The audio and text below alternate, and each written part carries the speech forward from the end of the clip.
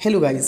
तो जिस तरह से मार्केट में गिरावट हो रही है, बहुत बड़ी गिरावट आज भी हुई है और बहुत सारे रिटेल इन्वेस्टर डर चुके हैं, है ना। तो कुछ लोग बोल रहे हैं कि भाई मार्केट को छोड़ देना बेहतर है, कुछ लोग बोल रहे हैं सारा कुछ बेच के गोल्ड में शिफ्ट कर लो, है ना। तो ऐसी सिचुएशन में मैं क्या कर रहा हूँ और एक स्मार्ट इन्वेस्टर को इस सिचुएशन में क्या करना चाहिए, हम उस पर बात करेंगे, है ना। और बहुत ही इंपॉर्टेंट चीज़ मैं आपको बताऊँगा, तो इस वीडियो को पूरा लास्ट तक देखना, आपको बहुत कुछ सीखने को मिलेगा, है ना। तो सबसे पहले मैं अपडेट दे दूँ अपने पोर्टफोलियो का कि मेरा पोर्टफोलियो भी आज लगभग 1.29% की गिरावट को फेस किया है, जबकि निफ्टी 1.41% गिरा है ना। तो हर कंपनी अगर देखें तो पोर्टफोलियो में आज जमकर के पिटी हुई है, लेकिन मेन जो हमारा टॉपिक है वो ये नहीं कि कितनी गिरावट हुई है या क्या नहीं हुआ है। मेन जो हमारा पॉइंट है वो ये है कि अब करना क्या है, क्योंकि लोग तरह तरह की बातें कर रहे हैं कि बहुत बड़ी कहानी होगी, बहुत ज़्यादा गिर जाएगा, कुछ लोग बोल रहे हैं 21,000 आ जाएगा।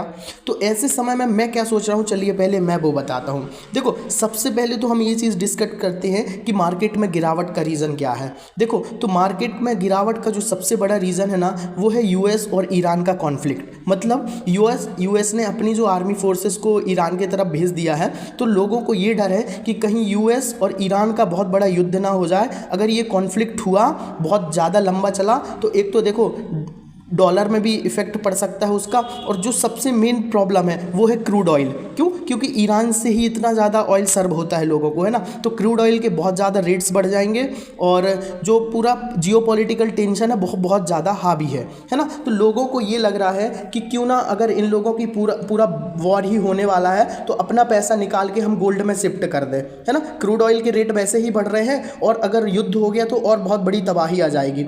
तो मैं आपको एक चीज़ क्लियर कर दूँ कि अभी भी कोई भी क्लियर नहीं है, कोई चीज़ अभी तक ये क्लियर समझ में नहीं आ रही है कि वॉर होना है नहीं होना है, क्या हो रहा है नहीं हो रहा है। तो ऐसे समय में एक इन्वेस्टर को क्या करना चाहिए कि ऐसे समय में शांति से बैठो और वॉच करो, है ना। ऐसे समय में कोई भी गलत डिसीजन लोगे, गलत जगह पे बाइंग कर लोगे, गलत जगह सेलिंग कर लोगे, पैसा रख लोगे, फिर मार्केट भागेगा, है ना। तो अभी क्या हो रहा है, लोगों के बीच में हाइप बनाई जा रही है ना। मार्केट को गिर रहा है, कभी आईटी का हाइप बन रहा है कि एआई टूल आ गया, तो एआई टूल आ गया तो भाई क्या पूरी कंपनियां वो बर्बाद हो जाएंगी? क्या युद्ध ऐसा हो जाएगा कि पूरा सब खत्म हो जाएगा, है ना। ऐसा कुछ भी नहीं होना है। तो अपने इस समय में क्या करो कि अपने आप को संभालो, इमोशंस को संभालो, है ना। जब युद्ध होगा तो देखी जाएगी, वहाँ पे फिर उस हिसाब से हम डिसीजन लेंगे कि थोड़ा सा पोजीशन को गोल्ड में शिफ्ट करें कि युद्ध होने वाला है या युद्ध हो गया है, लड़ाई स्टार्ट हो गई है, तो अब गोल्ड में शिफ्ट करें, कुछ मोमेंटम को पकड़ें, चेस करें, है ना। अगर हम बिन मतलब में यहाँ से अपनी सारी पोजीशन काट दें, डर के मारे उल्टे सीधे डिसीजन लेने,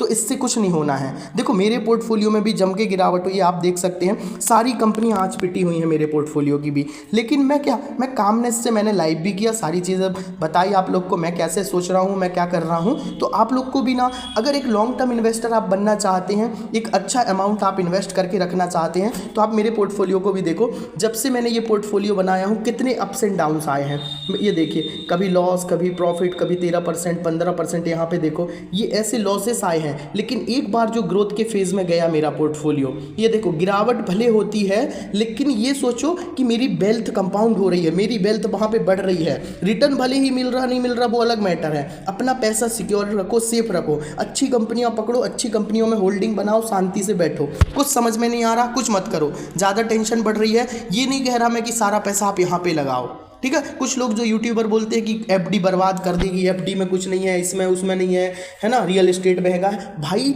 जितना ज़्यादा डाइवर्सिफाई कर सको तो करो। देखो, मार्केट ऐसा अच्छा लगता है भाई कि आप मार्केट में एक फिक्स्ड अमाउंट बांध लें, छोटा मोटा जो भी है, उसको धीरे धीरे एसआईपी के वे में डालते रहें। जब जो स्टॉक लगे तो मिले अच्छे रेट में तो उसको ले लें, जो फंड अच्छा लगे उसको ले लें, है ना। ये नहीं कि सारा लमसम कर दो, कहीं पर भी कर दो, किसी भी समय कर दो, है ना। एक स्ट्रेटेजी के साथ काम करो। हर बार टेंशन लोगे, छोटी मोटी गिरावट में 1-2%, 4%, 5% गिरेगा, टेंशन लोगे तो आप सर्वाइव नहीं कर पाओगे, है ना।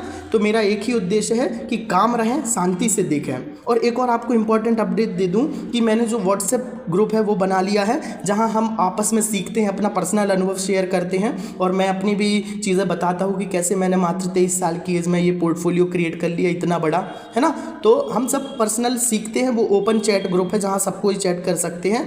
तो इस वीडियो के डिस्क्रिप्शन में उसका लिंक मिल जाएगा, तो आप सब चाहें तो ज्वाइन कर सकते हैं। और जिसने भी अभी तक चैनल को सब्सक्राइब नहीं किया है तो प्लीज़ सब्सक्राइब कर लेना और लाइक भी कर देना वीडियो को। Thank you so much.